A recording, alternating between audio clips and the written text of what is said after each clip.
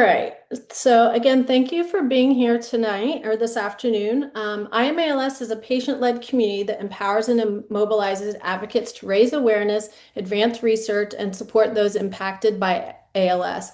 Our volunteer-led panels are named after Tim Lowry, who is one of our panelists today, a remarkable advocate and former pharmacist who lives with ALS. The goal of this panel series is to educate medical professionals and students across the healthcare disciplines about ALS. However, we want to ensure that current and future professionals and the layperson better recognize early symptoms and refer patients quickly to specialists, reducing diagnostic delays. But again, this just isn't for healthcare workers. We also welcome the general public because the more people who understand ALS, the more momentum we have to create change. ALS isn't just a clinical condition, it's lived by thousands of people, and every person's story matters. So I'm going to go ahead and start sharing my screen because we have a little bit of a slideshow to go through with you today.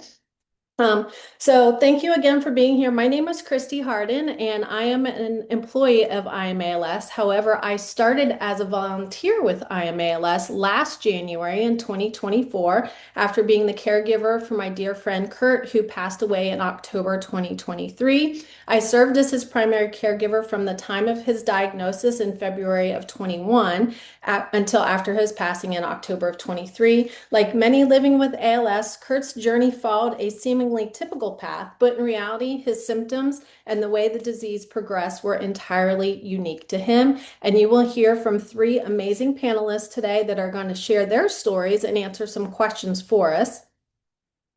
ALS does not look the same for everyone, and each experience is personal and every voice matters. So today you will be hearing from Tim Lowry, Deborah Winters, and Stacy Lewin, who will have an opportunity to share a little bit more about themselves as we get started. But before we do jump into some of the questions, we are going to go over what ALS is. Some of you probably have heard of it. Some of you may not be as familiar with it. So we'll just go over quickly what ALS is, the diagnostic process, treatment options that are available, and then we'll talk about some living principles and then living with hope. And then we will have a moderated question and answer session with our panelists. If you have any questions that pop up during our panel today, feel free to drop them in the chat and we will read through them when we get to the question and answer section. And then we will have time for you to ask the panelists questions specifically at the end. So let's get started. So ALS, or amyotrophic lateral sclerosis, a true mouthful, otherwise known as Lou Gehrig's disease, is a progressive neurodegenerative disease that attacks motor neurons in the brain and spinal cord, the nerve cells that help muscles move. As those neurons die, muscles weaken and waste away, eventually leading to complete paralysis. People living with ALS gradually lose their ability to walk, talk, eat, and breathe. Importantly, ALS does not typically affect a person's mind. Cognitive ability remains intact for the most part, although about 35% may experience some behavioral or cognitive changes, and around 15% may develop frontal temporal lobar degeneration, or FTD. Today, there's no cure and no treatment can reverse the disease. 100% of people diagnosed with ALS will eventually die. So, some fast facts about ALS. Over 6,000 Americans are diagnosed with ALS each year. At any given time, about 33,000 people in the United States are living with ALS. Military veterans are 2 to 25 times more likely to develop ALS. The lifetime risk of developing ALS is 1 in 300, and ALS affects all races and ethnicities.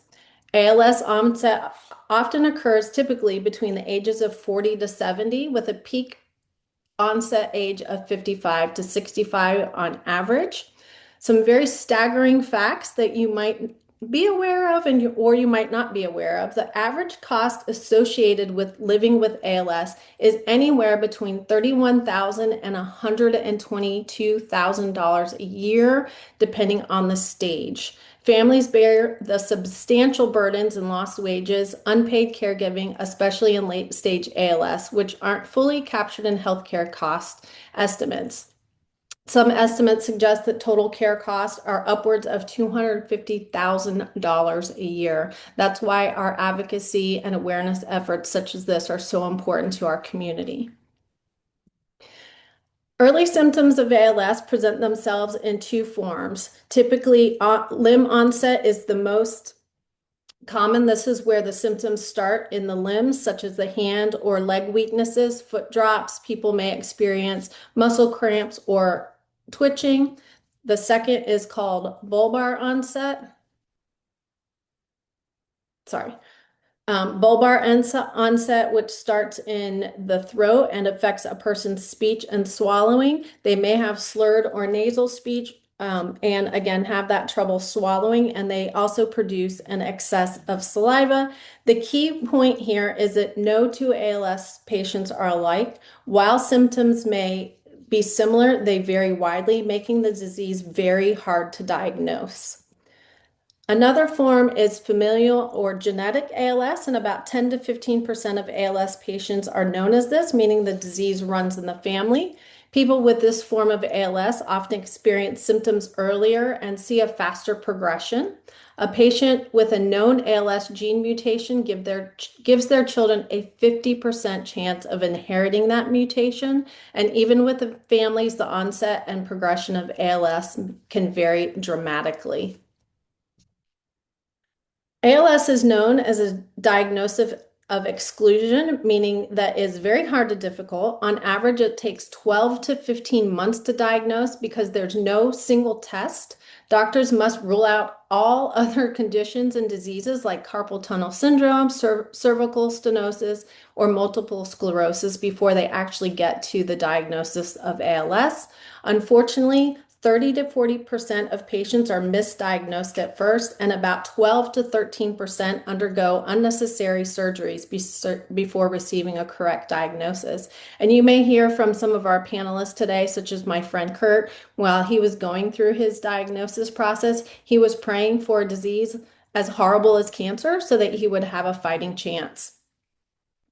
And here we see an example of a real life patient. This is Beth Scannell. She is married to one of our amazing advocates, and you can see that her journey to diagnosis was about 3 years long, from slight tremors in her hand to falls to several diagnoses that led to surgeries that were leading to no improvements until from 2017 till about 2020, when her and her husband decided that they needed to go seek an independent consultation with a neurologist. And within about 15 minutes of their arrival and just a quick discussion and some tests, he was able to diagnose her with ALS. And so that was nearly 3 years of undergoing these unnecessary surgeries. And this is why prompt diagnosis matters, because while she was going through that, it led to unnecessary surgeries, exclusion from clinical trials that she could have been eligible for. It also could have led to some medicines or therapies that could have at least slowed the progression of the disease down, and then maximizing time, of course, to do things on her bucket list, spending time with families and her friends. So the ALS progression, again, no two patients are the same, but this is kind of how the disease has progressed. So early stages, they may present with muscle twitching, fatigue, poor balance, that slurred speech. Middle stages, some of their muscles, the patient's muscles will start to atrophy. They may have more difficulty swallowing, chewing, breathing becomes a problem. Bouts of uncontrollable laughter or crying may occur. They may also have more severe muscle weakness. Then it leads into that last stage, which is full paralysis and difficulty or the inability to eat, speak, and then breathe. And then use of feeding tubes, BiPAP machines, and full medical ventilation may be necessary during this phase. The typical progression looks like this. So for every 10 people diagnosed with ALS, 50% will die in 3 years. So again, 50% of that 6,000 that are diagnosed every year are going to die within 3 years. 90% will pass in 5 years, and only 10% may live beyond that 10-year mark. And this is a very important slide for us to discuss because there's no cure or treatments that reverse ALS, but we have made some progress. Approved medications like Radicava and Tofersen have helped slow disease progression for some patients or support those with certain gene mutations, but it only slows the disease by a few months. Multiple disciplinary care teams, including speech therapy, physical therapists, respiratory support therapists, can help significantly improve the quality of life for individuals in survival. However, Lou Gehrig, who was diagnosed and passed almost 100 years ago, would have no better prognosis today than back then, which makes this a very sad and hard disease to have. So we must do more. And that is why we do panels like this. And then the Morris principles serve as a social contract. So Sandy Morris was one of our amazing advocates, and she said that we need to stand up for ourselves as patients and advocates, that no decisions are made without us. So nothing about us without us. She was very integral in passing this principle within our community so that anybody, if they're living with a disease, is recognized, that they're spoken to, that they're included in all of the conversations about their own health. She said that having a seat at the table was so important to the decisions that are made. And you'll see today that a person living with disease, with ALS, still has full mental capacity and the ability to speak and answer questions for themselves. So having these principles in place is so important to our patients. And then lastly, before we go into our Q&A, these are some of our amazing advocates. Lori Carey has lived with ALS for nearly 21 years, and she hosts an amazing podcast called I'm Dying to Tell You. She interviews those living with ALS, caregivers, folks like Dr. Bedlack, who are doing amazing things in ALS research. Andrea Little Pete, she completed 50 marathons, one in each state. She also has an award-winning documentary. And then Mary Grace Porter won a gold medal in rowing in the 2025 Invictus Games. All of these folks are living with ALS. And then, of course, if you don't know Dr. Bedlack, he is an amazing neurologist doing amazing things in the ALS community.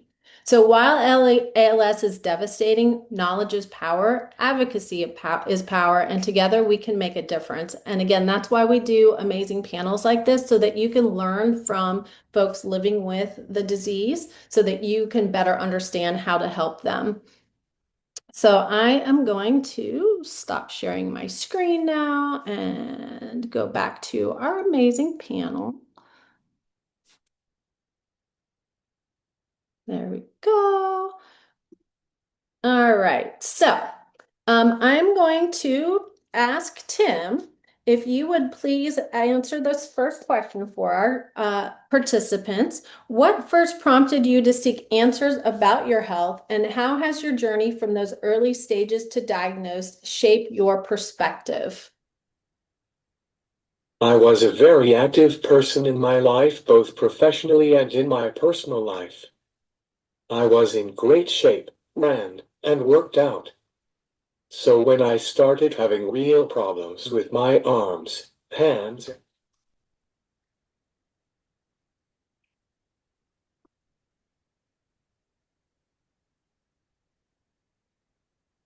and wrists, I decided to go to the orthopedic doctor to see what was wrong. They couldn't help me diagnose what was wrong, incorrectly thinking it was spinal stenosis or carpal tunnel. They even wanted to do that surgery on my wrist. I ended up going to a neurologist, referred to me by one of the orthopedic doctors. But along the way, I was told it could be brain tumors, spinal stenosis, stroke, or injuries. Finally, after 10 months of many various MRI, CT scans, and EMT, I was diagnosed with ALS. Then I met various other healthcare professionals. I came to realize that many of these people I met with didn't have experience or exposure to ALS patients. They weren't familiar with the disease, or what we actually experienced and dealt with. This inexperience from other healthcare professionals, made me realize what I wanted to start doing as far as advocacy was concerned. I wanted to set up this panel series. I wanted to go to healthcare schools and give them a basic understanding of ALS and hear from patients and caregivers what it's like to have ALS and how to help take care of us and our loved ones. I wanted the experience to be educational and memorable. That's how going through this affected me moving forward, going through the diagnosis process and meeting the people who were there to help me.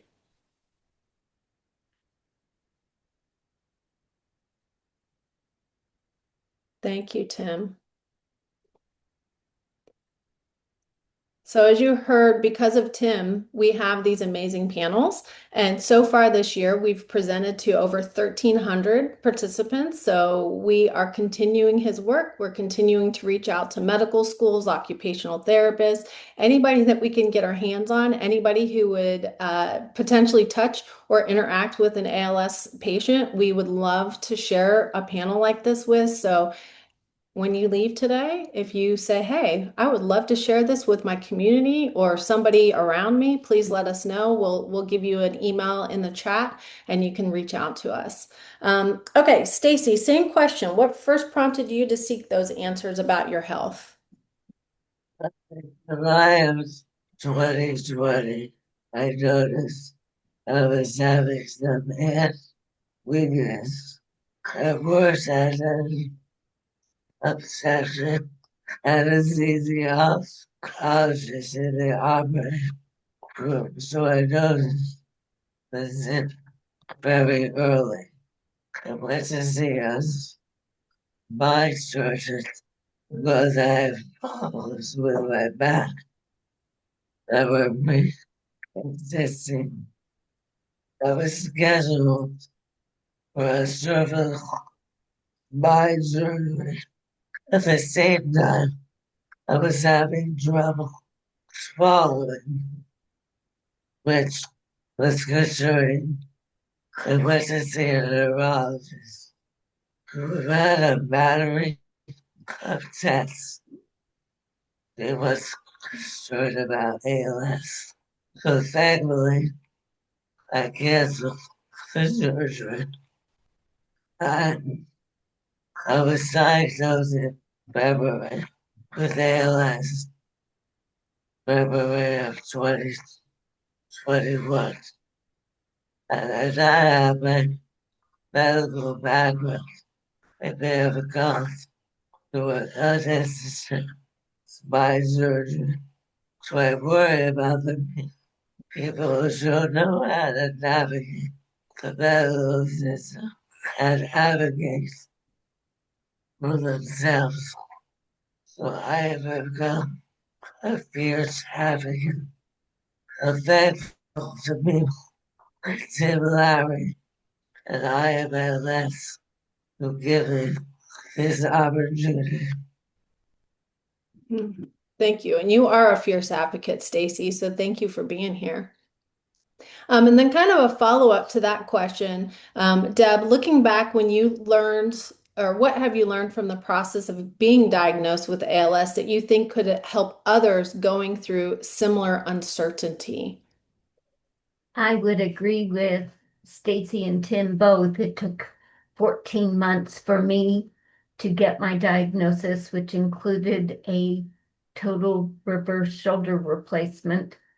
And even being involved in the medical community, it took effort and determination to get to the right medical professional to get a diagnosis.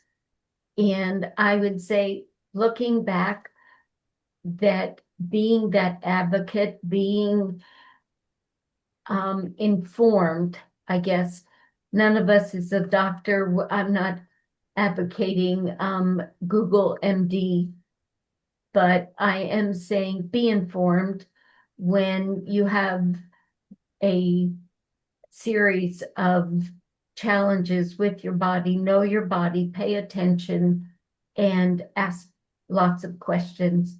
Go informed, go ready to talk to the doctor and ask, ask questions.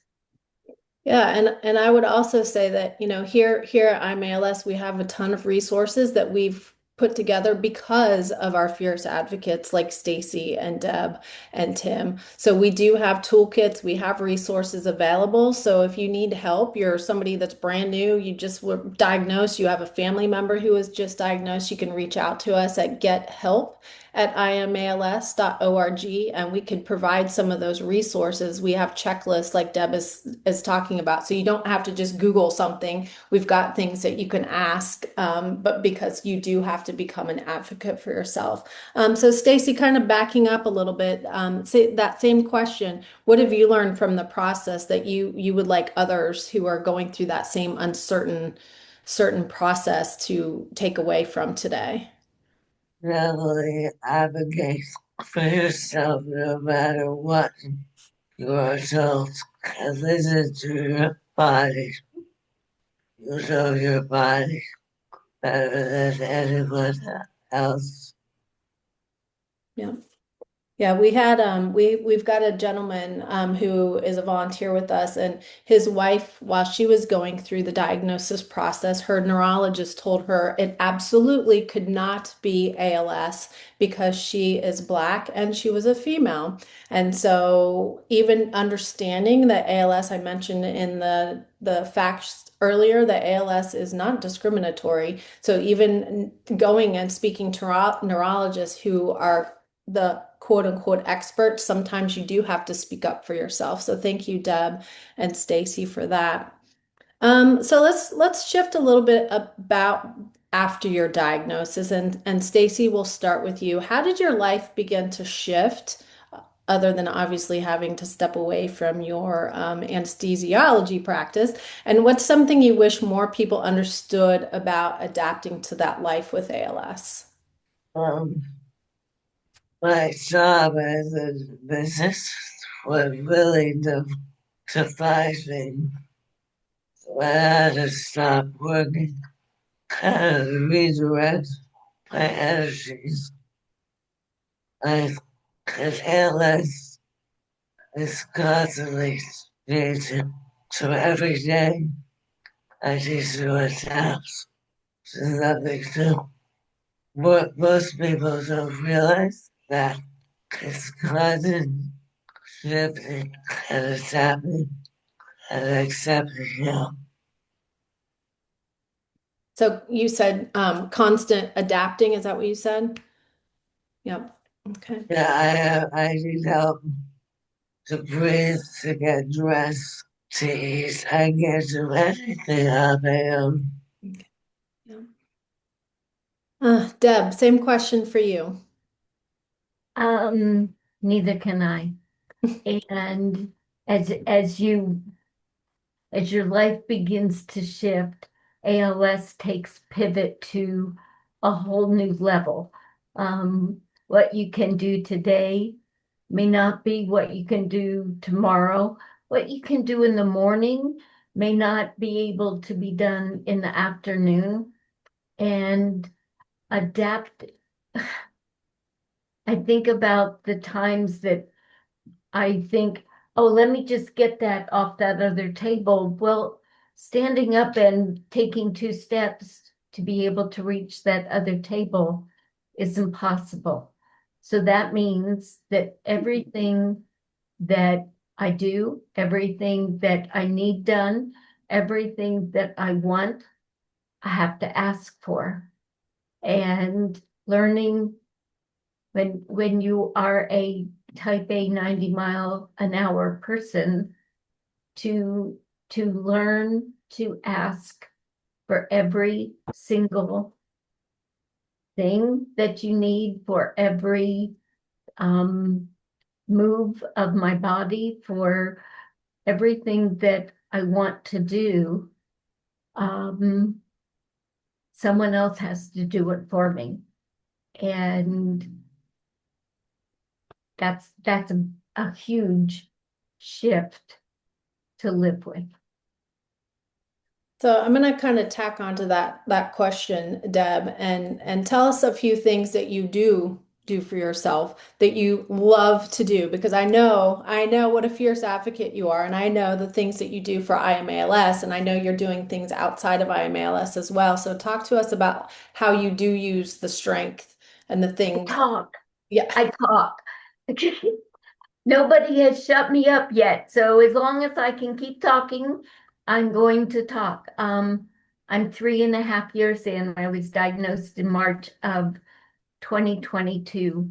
And this past year, my neurologist told me that he believes I have a very specific type of ALS called flail arm syndrome. It's ALS. It just means that my arms are most affected. And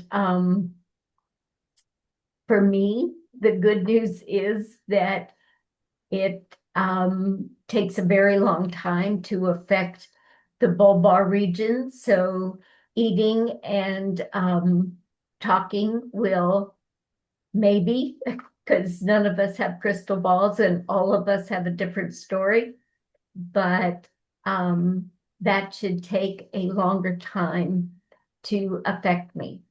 And someone asked me, much like Christy just did, I talk because I can, because people who lose their voice and losing your identity of your position in your career, losing your independence are all incredibly difficult adaptations. And for me, I can still make people listen. I can't stand up and make them listen, but I can make them listen.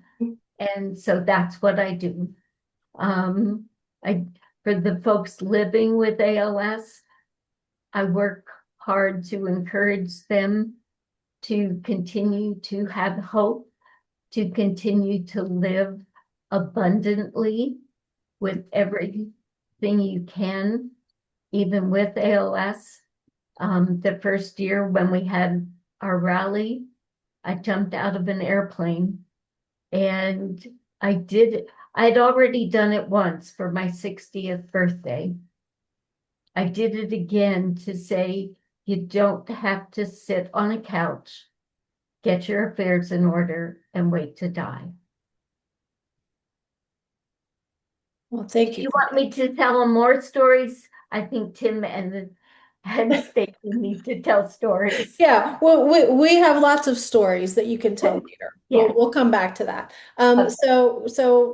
Tim, tell us about some of the daily adjustments that you've made and what you would like others to know about what living with ALS really looks like. And you can see he's putting stuff in the chat that, his dog keeps him entertained. So that's one thing I know that he does. Adjustments living with ALS have to be made both mentally and physically. Some may be easy and some more difficult. You can make minor adjustments to eat easier, but you will have to make difficult decisions on what you won't be able to eat at some point. It may come slowly or fast. So enjoy your favorite foods, because you don't know when it might be the last time you eat them. Same thing goes with certain activities you enjoy to do. It might not be something you can do easily compared to before. That's just the reality of the disease. You might have to figure out a different way, or do something similar. I used to like to paint. My arms no longer work, so I use my eyes to paint on an app on my ALS device. I suggest you join the various Facebook groups that have lots of people in them. Many people have creative ways to keep involved in specific activities. I like to compare adjustments to the game Whack-A-Mole. When you feel you conquer one adjustment, another situation pops up for you to adjust to. Thank you, Tim. Thank you for that. And Stacy, same question. What are some of the adjustments that you've made? And what would The you like big, to know? the biggest adjustment for me is learning how to accept how graciously processes acceptance for the very thankful for it. As with regard to Tab's comments, a lot of space between trusting and jumping out of a place. I won't be jumping out of a place, but I live life to the fullest. I work on what I can to, not what I can't do. Good, good, good, good. Yeah, I won't be jumping out of any planes either, Stacy. So we can stay on the ground together. I'm good with that. Yeah. Well, thank you for that. And you know, both of or all of the panelists have talked about, you know, asking for help and giving up that independence is so hard for folks. And I appreciate that you've shared that with us here today. And then Tim, what are some things that people might be surprised to learn about how people with ALS communicate, move, and express themselves? The main way I communicate and keep up with people is through my ALS device iPad. Since I can no longer talk, it's the only way I can talk to people when they are over in front of me.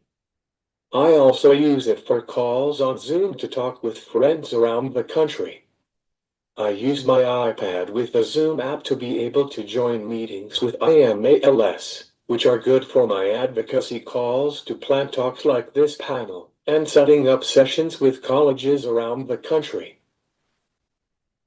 Not being able to go get in my car to visit people, Zoom calls help me stay in contact with friends from all over.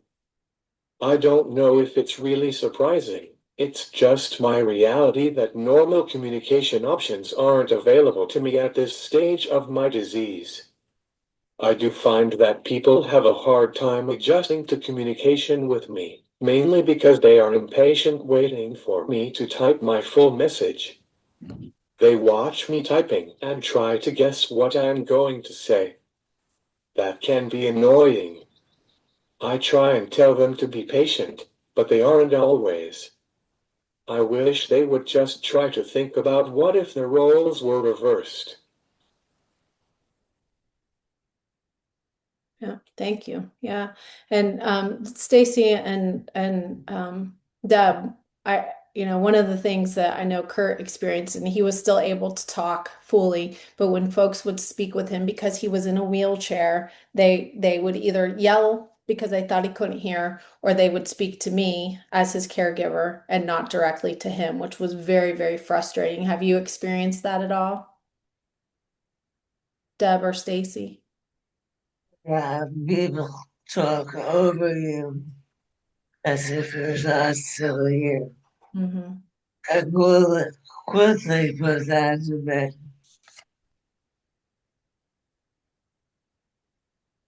Sometimes people look at you like you're a child and talk to you in child language. And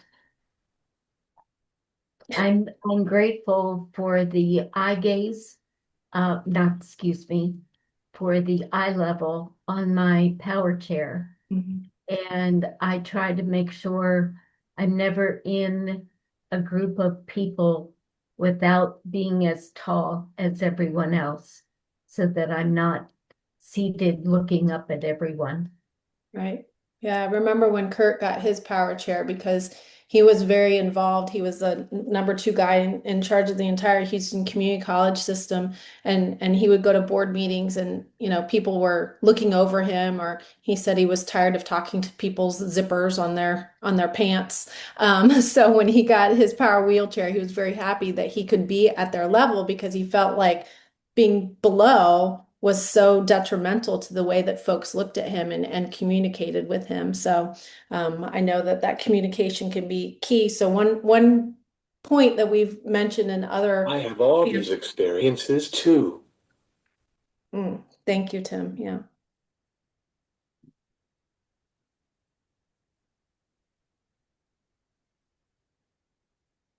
Yeah, so one key thing that folks have shared in these panels, the key takeaway is to remember that the folks living with ALS, they're still here.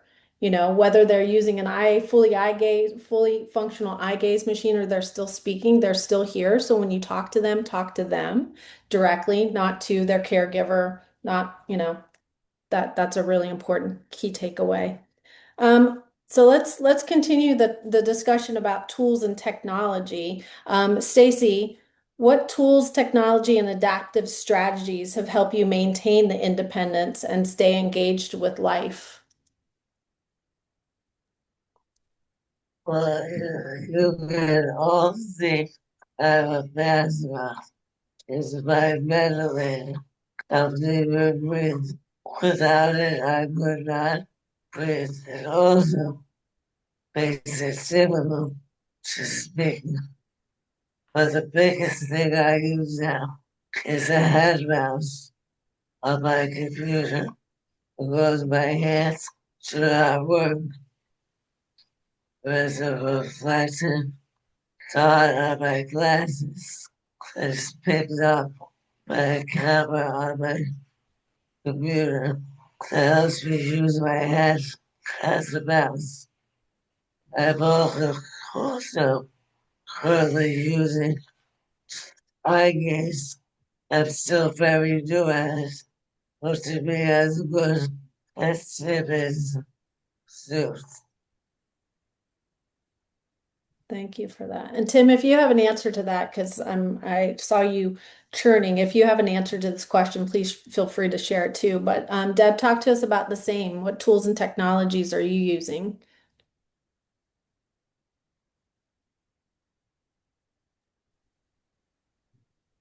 Mhm. My favorite one is Mr. Obi, and Mr. Obi is a robotic assistive device that feeds me. It has 4 bowls in it, 4 separate bowls, and a robotic arm. And with just a touch of 2 different pedals, I can either move it from one bowl to another. And once I get it to the bowl that I want the food out of, I hit the other pedal and it takes a spoonful of food and brings it up to my mouth level. Um, not being able to Can you hear me okay? Yes. go, Tim.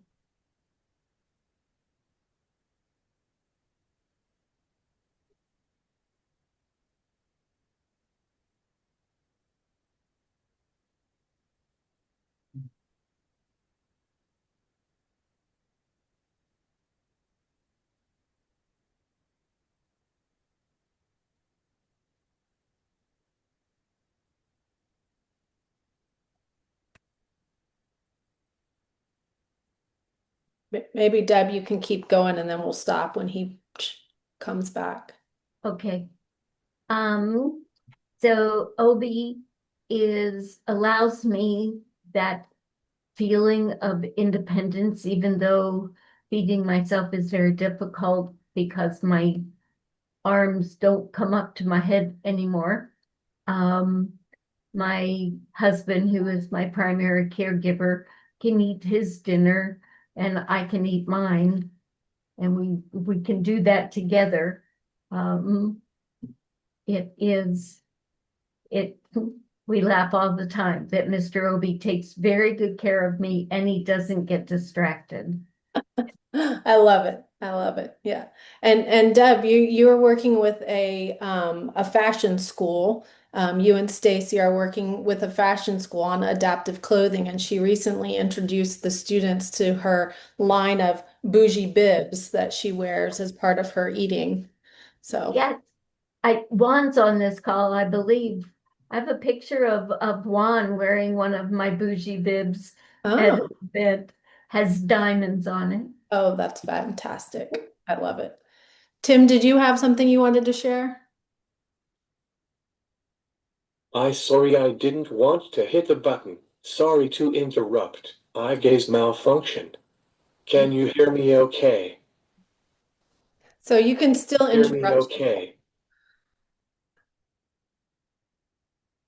Sorry I didn't want to hit the button. Sorry to interrupt. Eye gaze malfunction C.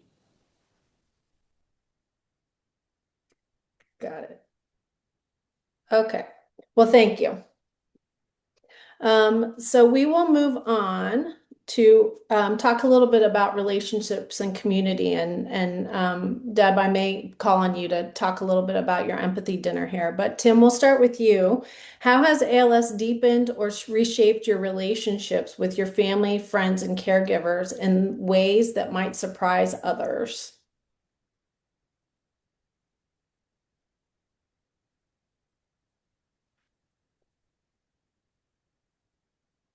Relationships became surprising to me, both amazingly strong and massively disappointing. ALS deepened my relationship with my wife Emily. We became closer than I could ever imagine and hope for.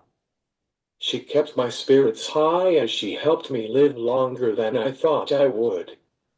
I also grew closer to my in-laws over this journey. There were a couple of friends who stepped up and I grew closer to them spiritually and in how they helped me. I wasn't prepared for some in my circle of friends and family that I felt dropped the ball on taking the time to help care for me, or even contribute to my emotional support. It was heartbreaking in many ways. So in summary, I would tell you to be prepared for a wide range of help and failures from your family and friends. It's sad, but the unfortunate truth with this disease. Thank you. Thank you, Tim. Stacy, same question. I've learned that time is not guaranteed to anyone. It is the quality of time, not necessarily the quantity. I've had a great outpouring from my community and my family and friends were wonderful. Wonderful. It's really, I really value my relationships. I think what surprises people is how I can still have hope over the face of this disease. But while this disease is really awful, the people I've met because of it are incredible. So I'm very grateful for that. Yeah. Having hope is really important. You're right, because a lot of people just hear I have ALS and that's the end for them. So having hope keeps people going. So thank you for that. And Deb, same question.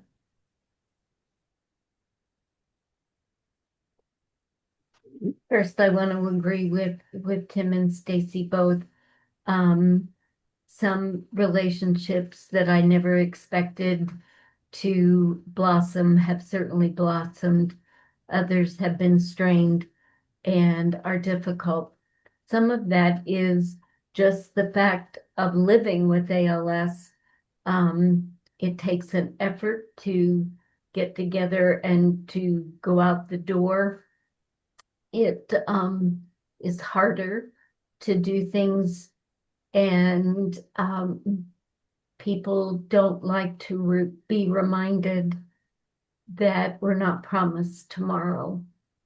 The empathy dinners that we have done several of have been incredibly impactful. IMALS has a template if you're interested in doing one. We bring people in for a dinner. We've done it both at a restaurant where we had the whole space, and we did one that was catered. And as people arrive, they are the beneficiary of one of the afflictions. that ALS gives to people.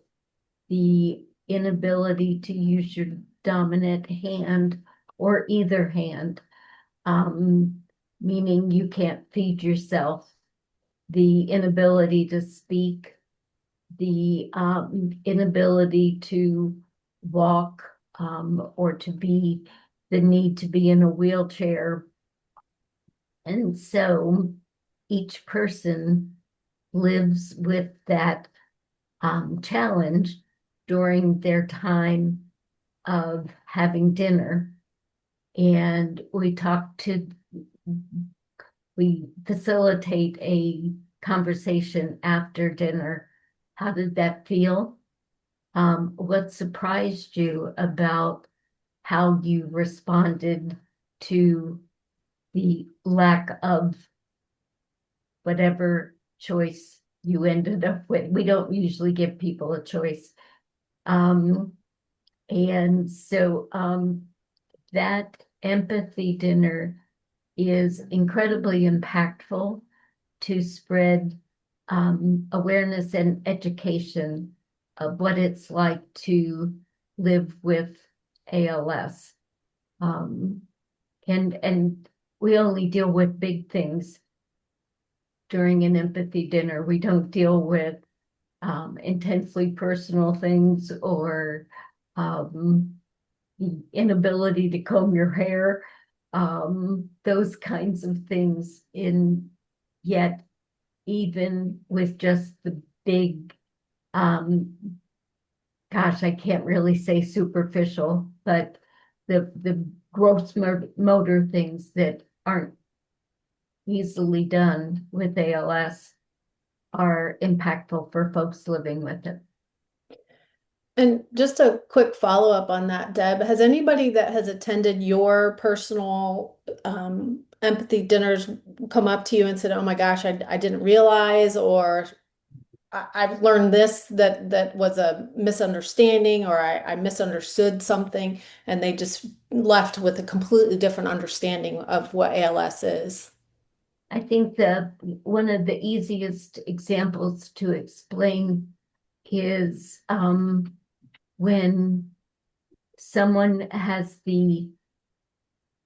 when someone draws the slip that says you can't talk, we put a mask on them and we give them a whiteboard and a dry erase marker.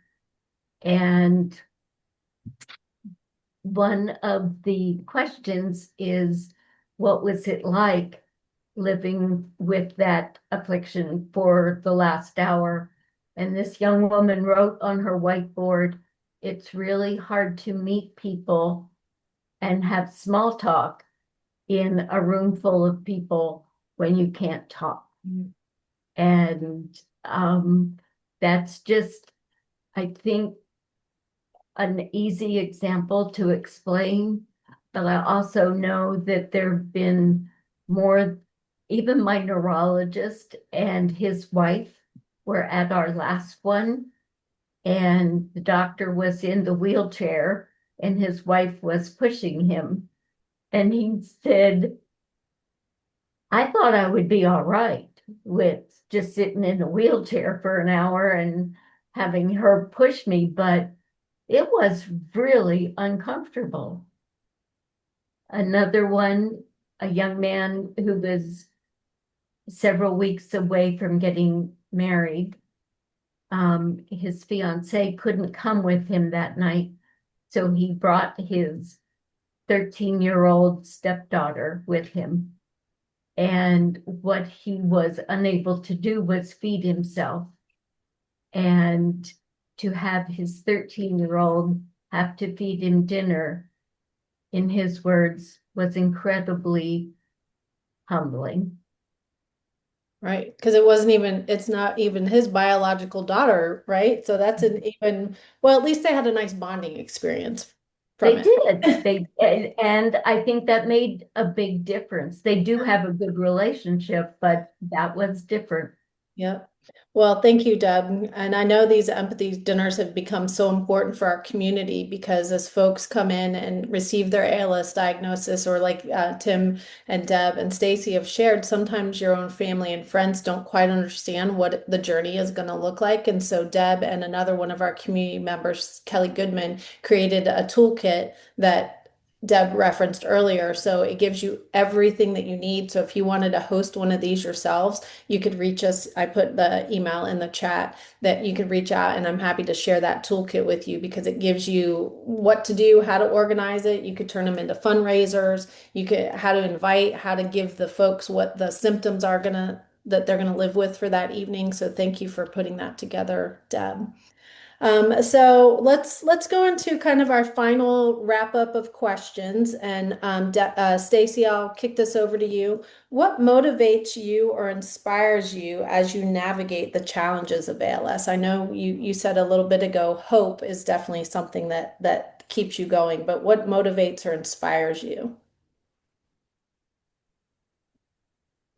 Today is what's what who I was mind motivated about being for people living with ALS, those are caregivers, others with that really keeps me going, working this community. Thank you. Thank you for that. And Deb, same question for you. You're muted. What motivates me is Mm-hmm. that I don't know how much time I have left. I don't know how much talk I have left, and making a difference means a big deal to me. What motivates me is that my children and grandchildren won't get the same diagnosis that I got, that Lou Gehrig got, that there is hope, that we don't know what tomorrow brings, but I know who holds tomorrow. And so that's what I rely on. That's my faith keeps me grounded and able to stand on that hope. And I know just watching the amazing folks that are here today, Deb and Stacy and Tim, I think the thing that is inspirational for me is that you continue to share your story, even as you progress, as you go through, as you experience new symptoms, as you experience new daily challenges. You're here to share your stories. You're here to inspire others, which I think is, for me, that's the motivation and the inspiration to keep this story going. So thank you so much for sharing those. And then for all three of our panelists, what personal strengths or life lessons have helped you most in living with ALS? And Tim, we'll start with you.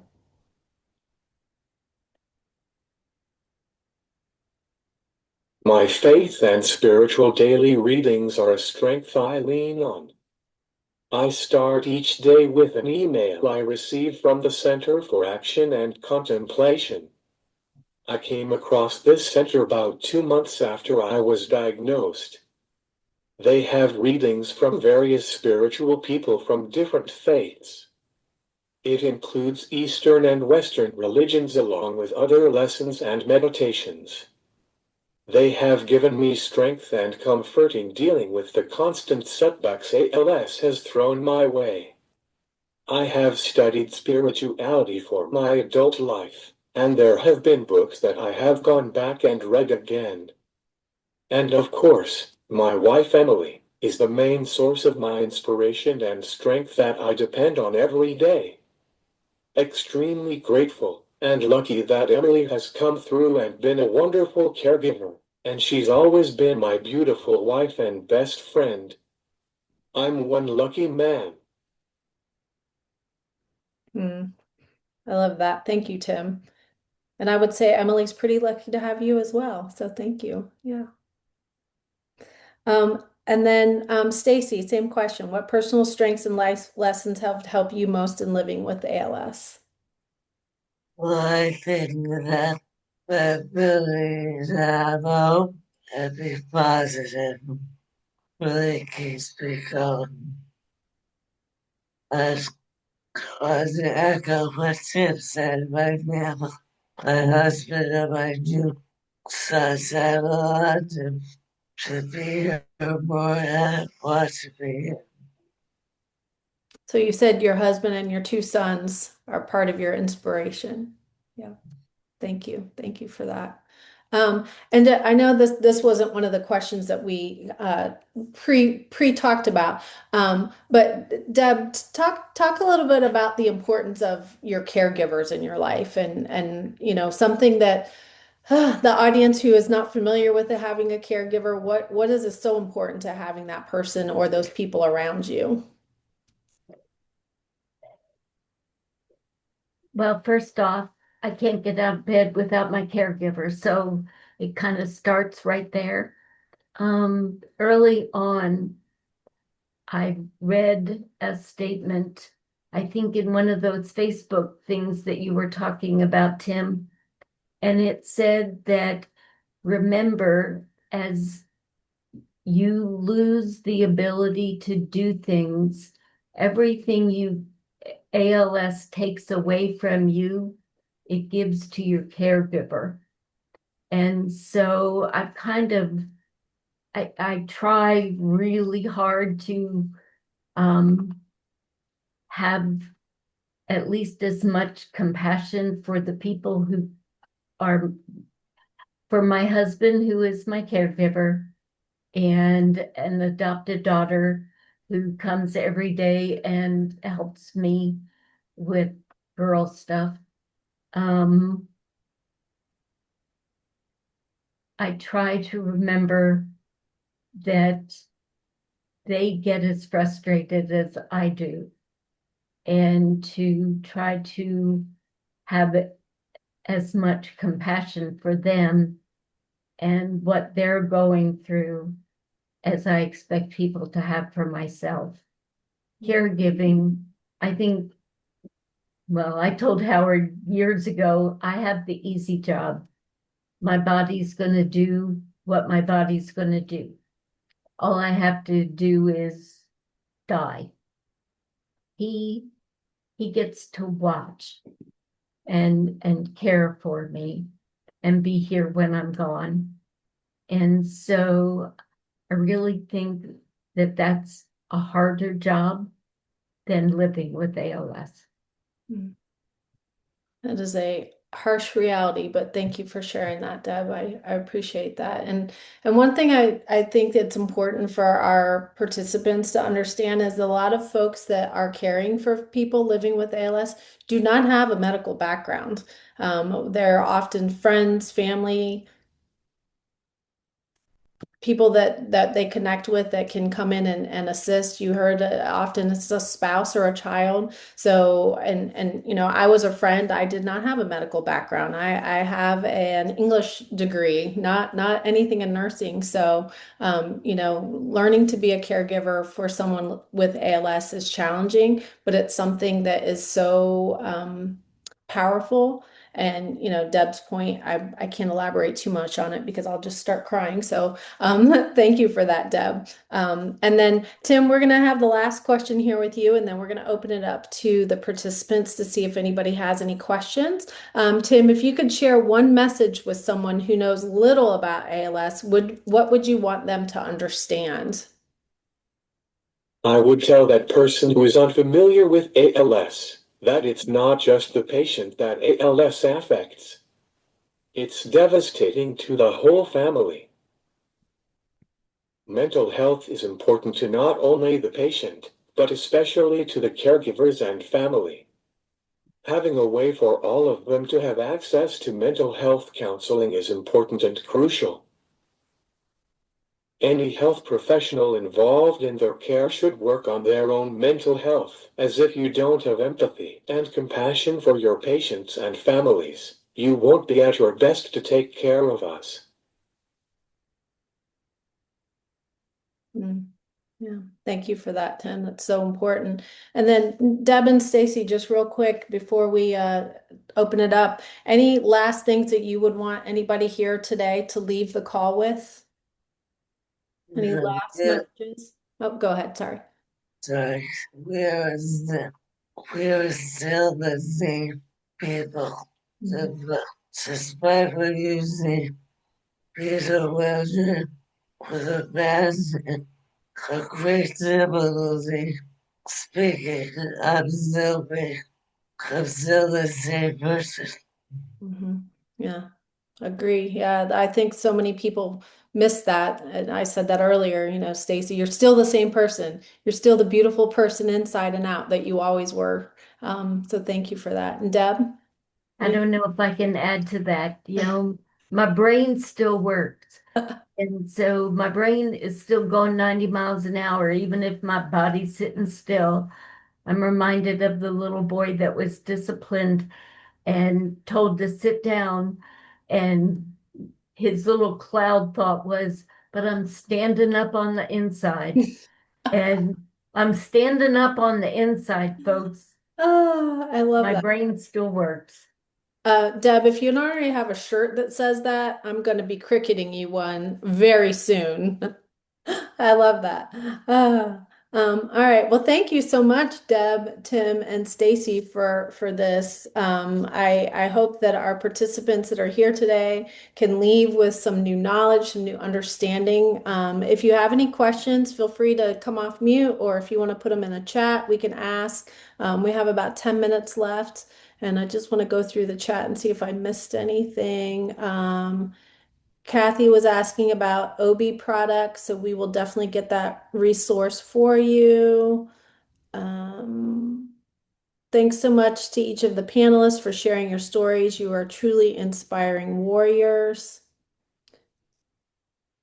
Tim says, sorry, I kept interrupting with my, can you hear me? It's a button on the screen to close to the button to make the Zoom presentation bigger. I need to change that. Well, now you all are experiencing technology in real life, right? Will says, thank you, Deb. That's so real. I'm sure he's going back to one of the comments that you made. Lots of thank yous to the panelists. I love that quote so much. I stand up on the inside. Tim, thank you all for coming and listening and hopefully learning. Tim Abeska says you can reach out to me for Oh, schedule. that's for Charles. I put Oh, it in the got it. general Okay. chat by mistake. Okay. No worries. Yeah. Well, if you're interested in hosting a version of one of these Tim Lowry panels, here's Tim Abeska. He is responsible for helping coordinate the logistics of that, and you have his email in the chat now. So if you're interested in doing one of these, we do them like we said earlier for friends, family, medical students, libraries, whoever. So let us know or let Tim know, and we can get you on the schedule. Any questions for the panelists? Any questions for me for IMALS?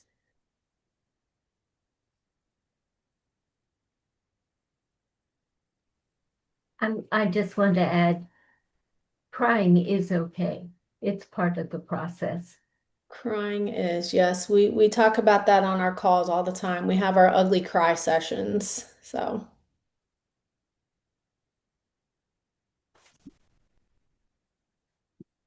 are any of our other amazing advocates and warriors that are on the call? I see a bunch of faces that I recognize. Anything that you want to add tonight before we wrap up in the last couple of minutes?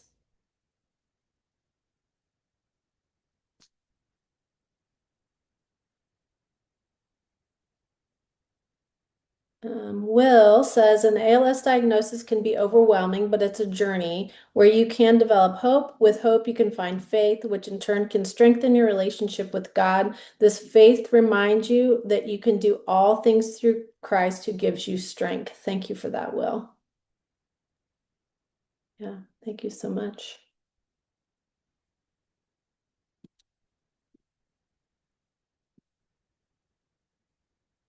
All right. Well, if there's no questions, I will give you a couple minutes back in your evening. And again, thank you all so much for being here. Thank you again, Deb, Stacy, and Tim. I love you all so very much. I love the message and the stories that you share. And hopefully those of you who tuned in tonight will leave with a better understanding. Maybe you can join us here at I'm ALS. As a volunteer, we would welcome you to be with us. All right, well, thank you all, and we will see you soon. Have a good evening.